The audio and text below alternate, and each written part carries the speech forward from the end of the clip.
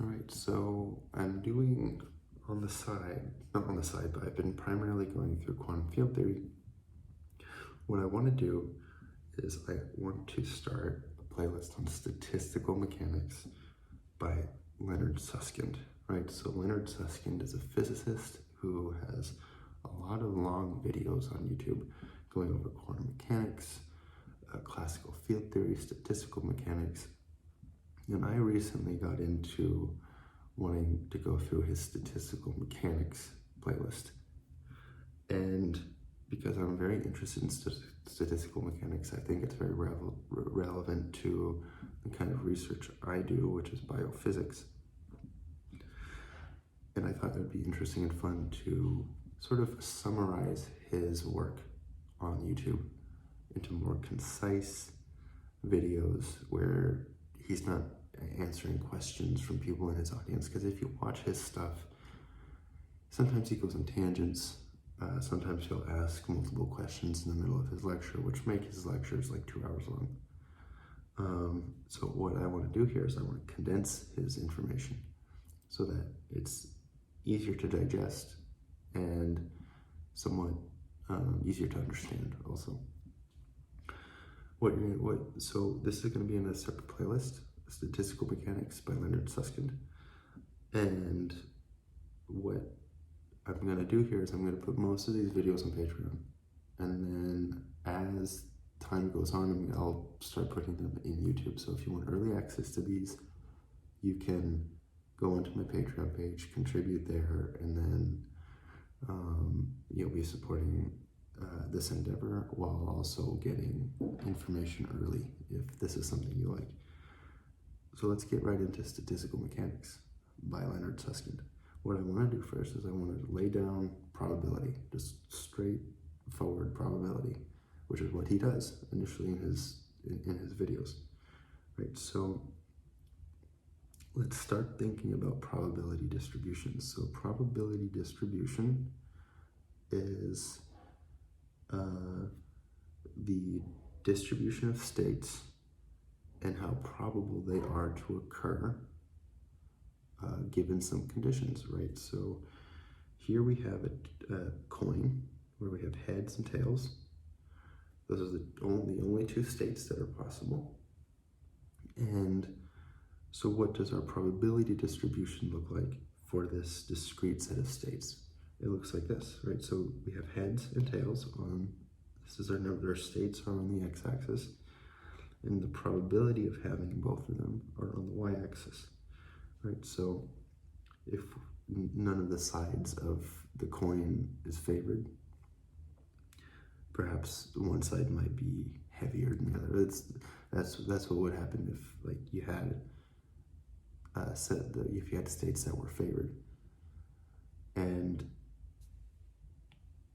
so if none of them were favored, then we would have a 50% chance of getting heads and a 50% chance of getting tails, and this is what the probability distribution might look like, right? So heads, you have a 0.5 chance of getting, tails, you have a 0.5 chance of getting also. Let's look at something a little bit more complicated, dice, right? So we have 6 states for a classical dice. You could have a dice with different faces. We have a state labeled 1, a state labeled 2, and then 3, 4, 5, and 6, and so on if you have a multiple face dice. But what does this look like? Well, again, states, the number of states is on the x-axis, or the label of the states is on the x-axis, and the probability for each one is on the y-axis. And so each one, if one face isn't favored, or if 2 faces aren't favored, then you have all sides having a 1/6 of a chance of occurring, right? So that is, so if the probability is 1/6 for each one, right? So the probability that you get a 1 is 1/6. The probability that you get a 2, again, is 2 or 1/6. You could ask the question, this will look like a different probability distribution is what are the chances of getting an even number, right? So you're essentially asking the question, what's the chances of getting a 2, a 4, and a 6, or a 6, sorry. So in that case, it would be 1 over, it would be a 50% chance, right? So it would be, because you have 6 total states, or you have 6 total states, and 3 of them are even numbers. So 3 out of 6, right? Which is 1 over 2. Let's do something a little bit more complicated. So we have 2 coins now instead of 1. So what are all the possible states that we could have? Well, our first state could be head-head. Our second state could be heads-tails. Our third state could be tails-heads. And our fourth state could be tails-tails. So we have 4 states, all of which have equal probabilities. Right? If we were to regard the order of the states as being irrelevant in this case. In other words, this coin is distinguishable, or is distinguishable from this coin. Okay. So if this coin was distinguishable from this coin, then that would mean that this state is different from this state, right? So we could put a little mark on this coin. Right? So if we put a little mark on the first coin, then that means the 2 coins, the state 2 and 3, are different from one another, right? Because in this state, it's tails, and the marked coin is heads, and in this state, the marked coin is tails.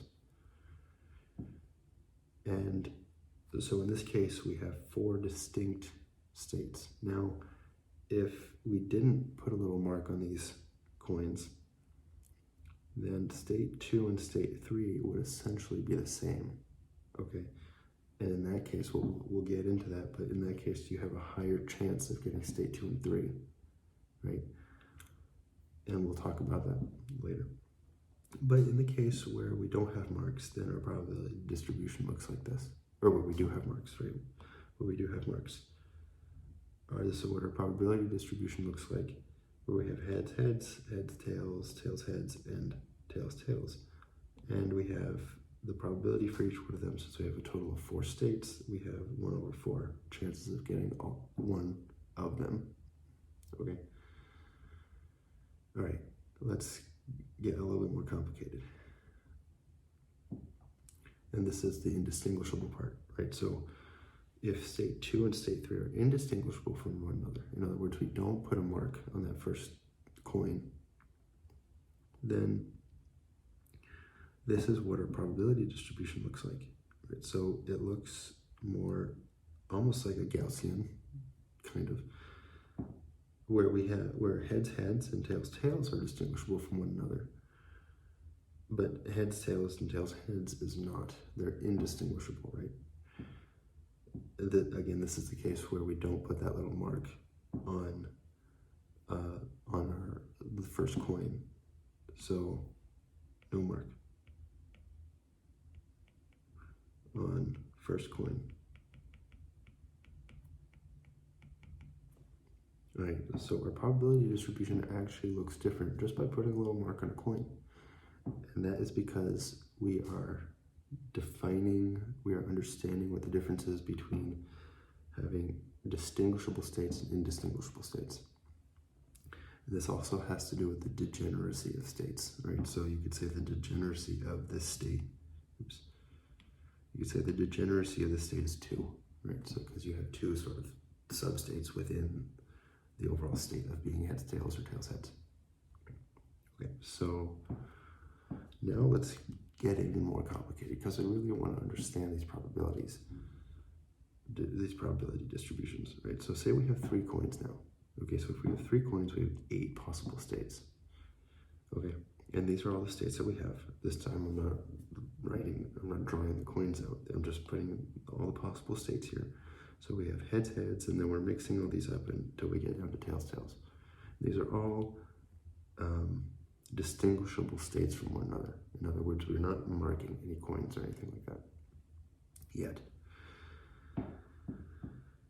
Okay, what if we have 4 coins, right? So if we have 4 coins, this is what we have, right? So everything's heads here, everything's tails here, and we mark all of these we have all these other states here. Okay, I'm not gonna read them off or anything like that. That'll just take too much time. But we can note something here. We can note that state 6 and state 7, and state 9 and state 10 are very similar to one another. So I've marked state 6 and 10 as blue because we have 2 heads and 2 tails, right? 2 heads, 2 tails. And then state 7, state 9, next to each other, right? So 2 heads next to each other, 2 tails next to each other, heads next to each other, tails next to each other. State 7, state 9 are similar. We have alternating, right? So these are alternating states. Now, if these states, again, didn't have any little marks on them, then state 6 is indistinguishable from state 10, and state 7 would be indistinguishable from state 9.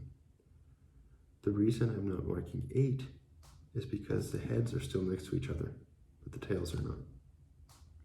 Okay. Things might be a little bit different, right? If we just threw the coins up and they didn't line up like this, and in that case, all state 6, 7, 8, 9, and 10 would be similar to one another. So we're not taking into account this linear order either. Or in this case, we are taking into account this linear order. So there is sort of this idea that you're assuming that the way these coins appear to you is in some linear fashion like this, when in reality, state 8 would actually perhaps be indistinguishable from state 6 and 7 and 8 and 9. What does a probability distribution like this look like? Well, if state 6 and state 10 and state 7 and state 9 are similar to one another, or are indistinguishable from one another, then they have a higher probability of occurring because you have essentially 2 states that look the same. And those are these, right? And the rest of them, they don't look the same, right? So